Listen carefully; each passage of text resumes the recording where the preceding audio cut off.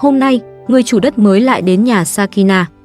Người chủ đất mới yêu cầu Sakina mau rời đi. Nếu không chịu rời đi, lần tới anh ta sẽ đến cùng cảnh sát.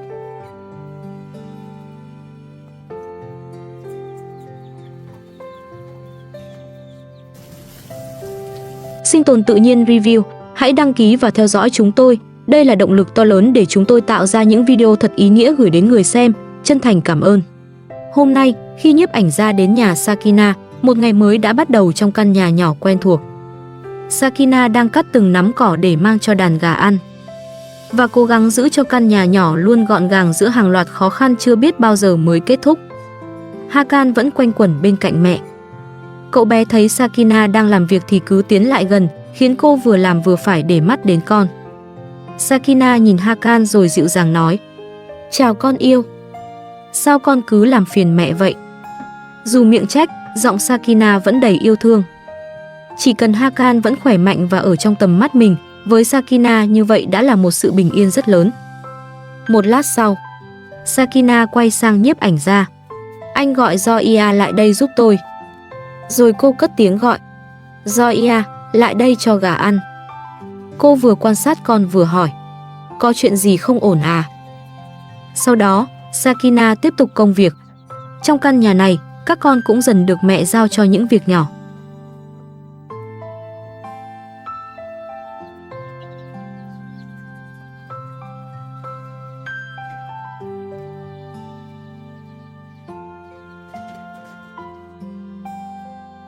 Một lúc sau, Sakina thấy tóc Zoya hơi rối liền gọi con lại: "Đợi đã, để mẹ chải tóc cho con." Cô nhìn mái tóc con gái rồi nói: "Hay để mẹ cắt tóc cho con nhé." Zoya lập tức lắc đầu: "Không ạ." Những khoảnh khắc rất nhỏ như vậy khiến căn nhà dù thiếu thốn vẫn có cảm giác ấm áp. Nhưng chỉ một lát sau, Sakina bước ra sân và phát hiện một chuyện khiến cô lập tức thay đổi sắc mặt. Cánh cửa sân đã bị để mở.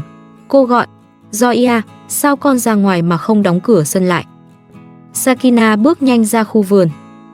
Trước mắt cô, một số cây đã bị phá.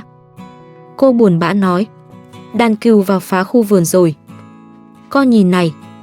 Chỉ vì một cánh cửa không được đóng lại, đàn cừu đã có thể đi thẳng vào trong. Những cây mà Sakina đã mất hàng tháng chăm sóc bị dẫm lên. Với nhiều người, đó có thể chỉ là vài cây rau.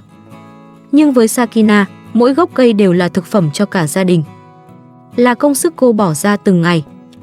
Sakina cố kìm sự tiếc nuối rồi nói: "Tôi sẽ hái cà tím." Những quả đã đủ lớn cần được thu hoạch ngay trước khi chúng tiếp tục bị đàn vật nuôi làm hỏng. Sau khi hái rau, Sakina quay trở vào nhà. Cô nói: "Đủ rồi, đi thôi." Rồi nhắc: "Bật đèn lên."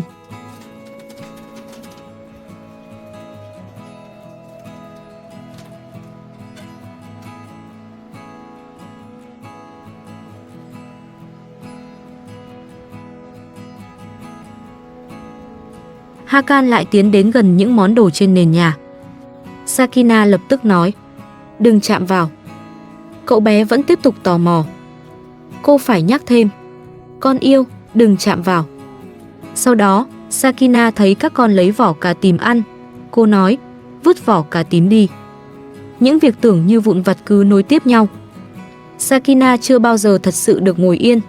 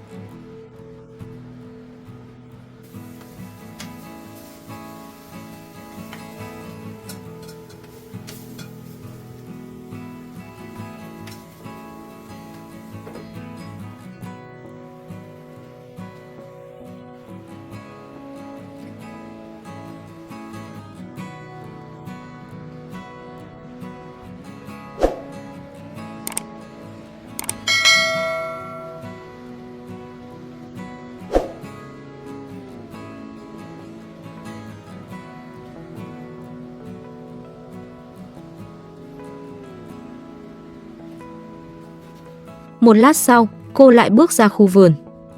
Nhìn những chỗ cây bị phá, Sakina vẫn còn tiếc. Do Ia không khóa cửa sân nên đàn cừu đã vào phá hết khu vườn. Cô chợt nói, Rachel hôm nay đi cùng Ali. Rồi nhìn khu đất trồng rau, Sakina tiếc nuối. Lẽ ra tôi nên trồng thêm cà chua. Sakina lại gọi, Zoya, chăm Hakan giúp mẹ nhé. Sakina nhìn con rồi nói. Cô tranh thủ khoảng thời gian hiếm hoi ấy để tiếp tục thu dọn. Đúng lúc đó, Sakina nhìn sang nhiếp ảnh gia và hỏi, anh đang ăn ớt à? Nhiếp ảnh gia đáp, vâng. Sakina lại quay sang gọi con gái, Zoya, lại đây rửa tay đi. Mọi thứ vẫn diễn ra như một ngày bình thường. Không ai biết chỉ ít phút sau, một cuộc trò chuyện sẽ khiến cả căn nhà rơi vào một bầu không khí hoàn toàn khác. Một lúc sau, bên ngoài bất ngờ vang lên tiếng gọi. Sakina bước ra. Người xuất hiện trước cổng là chủ mới của căn nhà này. Ngay từ nét mặt của người đàn ông, Sakina đã hiểu đây không phải một cuộc ghé thăm bình thường. Ông bước vào sân rồi nói, chào cô. Sau đó, không vòng vo, người chủ đất nói thẳng, đây là lời cảnh cáo cuối cùng của tôi. Cô phải nhanh chóng rời khỏi đây. Sakina dù đã biết ngày này có thể đến khi lời ấy thực sự được nói ra trước mặt. Cô cầu xin, làm ơn, hãy cho tôi ở lại căn nhà này thêm một thời gian nữa. Nhưng người chủ mới đáp, tôi đã chờ hơn 1 tháng rồi.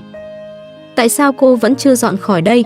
Sakina nói, anh đã nói tôi còn 1 tuần.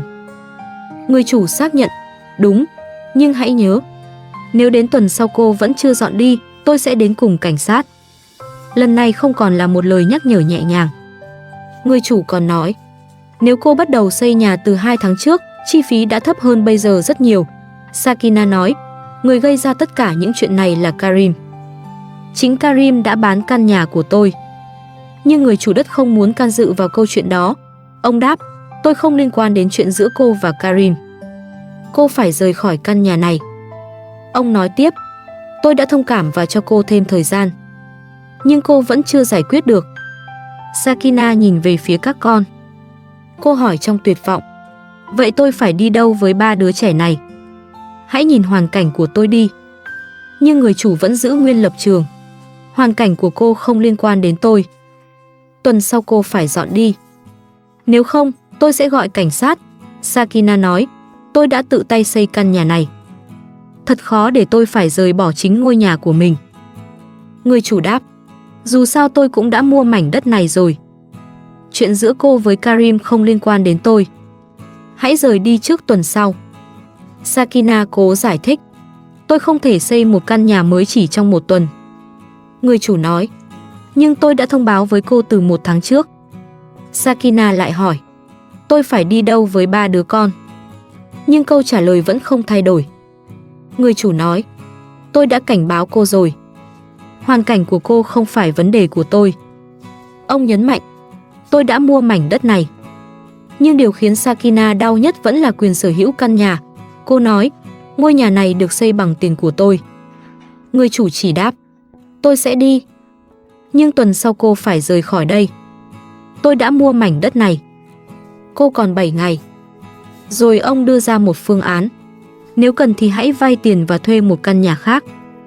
Cô đã có gần 2 tháng. Trong thời gian đó, cô có thể đã xây một căn nhà. Sau khi đưa ra lời cảnh báo cuối cùng, ông quay lưng rời khỏi căn nhà. Cánh cổng khép lại. Sakina đứng giữa sân. Khu vườn vẫn ở đó. Nhưng chỉ sau cuộc trò chuyện ngắn ngủi ấy, mọi thứ bỗng trở nên khác hẳn. Một lát sau, Sakina quay vào nhà. Giọng cô nặng trĩu. Tuần sau chúng ta phải rời đi rồi. Cô thở dài. Trời ơi, mẹ không có tiền. Rồi Sakina gần như tự hỏi chính mình. Tại sao hết chuyện này đến chuyện khác cứ xảy đến với mẹ? Zoya nghe mẹ nói thì lo lắng hỏi. Bây giờ chúng ta phải đi đâu hả mẹ? Một câu hỏi rất ngây thơ. Nhưng Sakina lại không có câu trả lời. Cô nói, mẹ cũng không biết nữa. Đó có lẽ là điều khiến cô đau nhất. Sakina tiếp tục. Mẹ vẫn chưa thể xây nhà trên mảnh đất mới. Cô giải thích rằng phải chờ giấy phép xây dựng chính thức. Chỉ khi mọi thủ tục được hoàn thiện, cô mới dám bỏ tiền ra xây. Sakina nói, có lẽ phải đợi đến khi mẹ nhận được giấy phép chính thức thì mới có thể yên tâm xây nhà. Bởi sau tất cả những chuyện xảy ra với Karim, Cô không muốn phạm thêm một sai lầm nào liên quan đến đất đai. Một lần mất nhà đã quá đủ. Cô không muốn các con phải trải qua chuyện đó thêm lần nữa. Dù tâm trạng nặng nề, Sakina vẫn phải chuẩn bị bữa trưa. Những đứa trẻ không thể nhịn đói chỉ vì người lớn đang lo lắng. Cô dọn thức ăn ra, ngồi xuống cùng các con. Nhưng hôm nay, Sakina gần như không có tâm trạng ăn uống. Trong đầu cô chỉ còn một con số, 7 ngày. Nhưng trước mặt các con, Sakina vẫn cố giữ vẻ bình thường. Bởi dù bản thân có thể bỏ bữa, cô cũng không thể để các con phải đói. Sau bữa trưa, Sakina đứng dậy và nói, mẹ sẽ lau dọn nhà.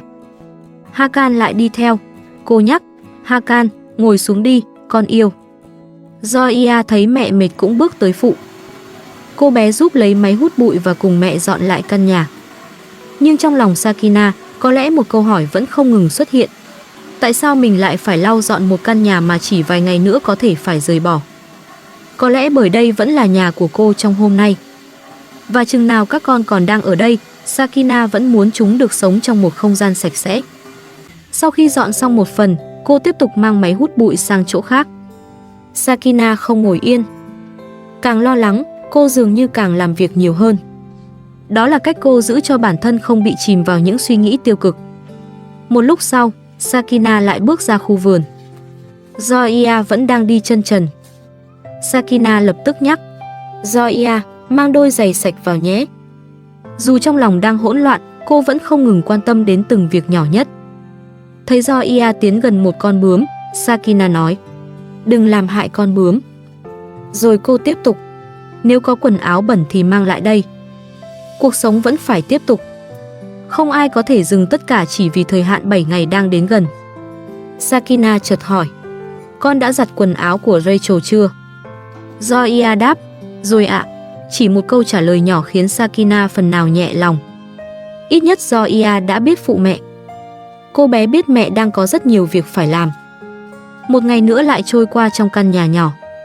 Sau 7 ngày, nếu vẫn không rời đi, cảnh sát có thể xuất hiện. Và lần này, Sakina hiểu rằng mình khó có thể tiếp tục xin thêm thời gian. Đó là sự thật mà Sakina dù đau lòng đến đâu cũng không thể thay đổi chỉ bằng lời cầu xin. Điều duy nhất cô có thể làm là tìm một con đường khác. Mảnh đất mới vẫn còn đó. Đó có thể là hy vọng lớn nhất của mẹ con cô. Sakina muốn mọi giấy tờ phải hoàn chỉnh. Nhưng trước khi tương lai ấy xuất hiện, Sakina vẫn phải đối diện với 7 ngày trước mắt. Sakina không muốn hứa điều mà chính cô cũng chưa chắc chắn. Vì thế, cô chỉ có thể tiếp tục làm những gì mình vẫn luôn làm.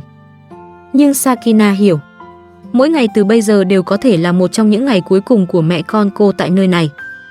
Và có lẽ, điều Sakina mong muốn nhất lúc này không phải một căn nhà thật lớn. Cô chỉ mong có được một mảnh đất thật sự thuộc về mình.